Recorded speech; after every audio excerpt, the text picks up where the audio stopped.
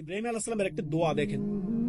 ইব্রাহিম আলাইহিস সালামের পরে যে দুই দিকে বংশটা ছড়ায়, ইসমাইল এবং ইসহাক। ইসহাক থেকে ইয়াকুব, বনি ইসরায়েলের সমস্ত নবীগণ ওই বংশী। সর্বশেষ নবী মুহাম্মদ রাসূলুল্লাহ সাল্লাল্লাহু আলাইহি ওয়াসাল্লাম ইসমাইল বংশে। এই যে ইব্রাহিম আলাইহিস সালামের যে দোয়া, রব্বি হাবলি মিনাস সলিহিন, হে আল্লাহ আমাকে নেক সন্তান দান করেন। আল্লাহ আমাকে কি করেন? নেক সন্তান দান করেন।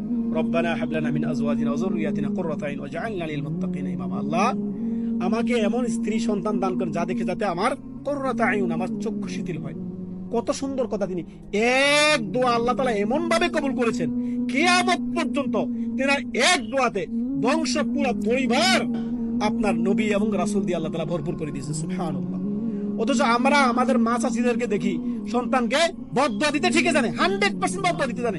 তুই জীবনে মানুষ হবি না, তুই অমানুষ থেকে গেলি সারা জীবন, তোর এই জীবনে কোনো উন্নতি হবে না, তোর এই হবে না, তোর সেই হবে না, বদদোয়ার শেষ নেই সন্তানকে। অথচ রাসূলুল্লাহ সাল্লাল্লাহু আলাইহি ওয়াসাল্লাম নিষেধ করেছেন সন্তানকে বদদোয়া দিতে। বাবা মা যদি বদদোয়া দেয়, যদি আল্লাহ কবুল করে নেয়, তখন মায়ে ওই বাবাই কি করবে? হায় হুতাশ করবে, হায় আমি বদদোয়া দিয়ে দিলাম, আল্লাহ তো কবুল করে নিয়েছেন।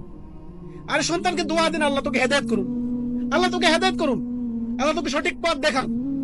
সন্তানকে বদদোয়া দিয়ে তার ভবিষ্যৎটা নষ্ট করে দিল। ইন্না লিল্লাহি ওয়া ইন্না